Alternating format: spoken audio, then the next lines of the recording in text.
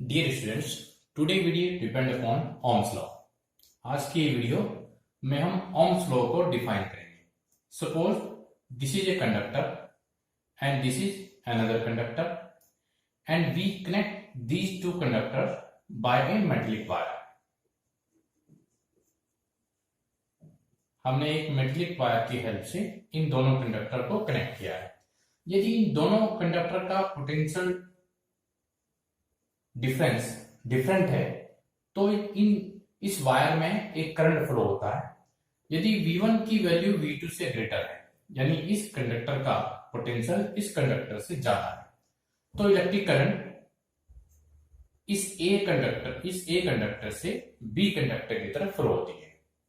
इसका मीनिंग ये हुआ कि ये इलेक्ट्रिक करंट इन दोनों कंडक्टर के पोटेंशियल डिफरेंस पर डिपेंड कर रही है, और ये इलेक्ट्रिक करंट तब तक फ्लो होती है जब तक ए और बी दोनों का पोटेंशियल डिफरेंस सेम नहीं हो जाता है। तो ये जो इलेक्ट्रिक करंट है, suppose this is a wire जिसमें आई इलेक्ट्रिक करंट फ्लो हो रहा है and suppose there is a potential difference V in between point A and B. यदि एक V पोटेंशियल डिफरेंस इन दोनों के टर्मिनल के बीच में है, तो this V potential difference is directly proportional to electric current flow in this wire.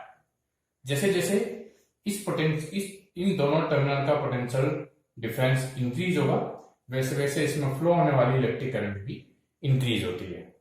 और इस प्रोपोर्शनल के सिंबल को हटाने के लिए एक कांस्टेंट यूज होता है R, and it is known as V equal to Ri. This R is known as resistance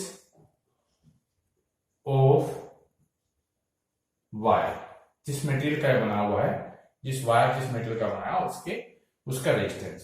तो ओम्स लॉ का स्टेटमेंट हुआ, यदि इस वायर की, इस मटेरियल की फिजिकल कंडीशन सेम रहती है, टेम्परेचर सेम रहता है, then potential difference across the terminal of wire is directly proportional to the electric current flow in this wire. That is the statement of Ohm's law. R को हम लिख सकते हैं V upon I. It means ratio of potential difference and current. यदि हम इसकी unit निकालते हैं, V की यूनिट होती है वोल्ट और इलेक्ट्रिक करंट की यूनिट होती है एम्पियर। वोल्ट पर ampere, this is unit of resistance and it is also known as ohm. 1 volt per ampere is equal to 1 ohm को हम इस तरह से भी रिप्रेजेंट करते हैं। This is unit of resistance,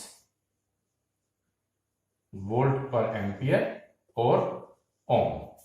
ओम की कुछ बड़ी यूनिट भी होती हैं, 1 किलो ओम, जिसको हम 1 के ओम लिख सकते हैं, that is equal to 10 to the power 3 ohm, और 1 mega ohm 10 to the power 6 ohm. ये कुछ ओम की रेजिस्टेंस की बड़ी यूनिट है। यदि हम रेजिस्टेंस को डिफाइन करना चाहते हैं तो we can take I equal to 1, हमने इलेक्ट्रिक करंट को यूनिट लिया, then V equal to R। इसका मीनिंग क्या हुआ कि यदि इस वायर की फिजिकल कंडीशन सेम है, टेम्परेचर सेम है, और हम यूनिट करंट फ्लो करने के लिए जितना पोटेंशियल डिफरेंस इसके टर्मिनल पर रखते हैं, that is equal to the electric resistance. इसकी फिजिकल कंडीशन, इसका टेम्परेचर कांस्टेंट होने में, 1 एम्पियर करंट फ्लो करने में जो वोल्टेज हमें इसमें अप्लाई करनी पड़ेगी, पोटेंशियल डिफरेंस अप्लाई करना पड़ेगा, वही उसका रेजिस्टेंस होगा। That is the definition of resistance. Now we will discuss about conductance.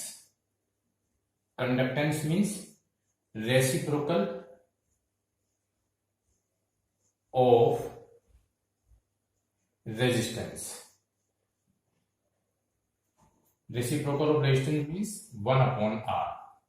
Conductance is 1 upon R. It is represented by sigma. Reciprocal of R means unit is ohm inverse 1. यदि conductance की unit की बात की है तो that is 1 upon ओम, यानी ohm inverse 1, और इसकी यूनिट को सीमेन से भी रिप्रेजेंट करते हैं। तो रेजिस्टेंस का रेसिप्रोकल यदि लेते हैं तो वो कंडक्टेंस को रिप्रेजेंट करता है। Now we draw V I graph, V I curve.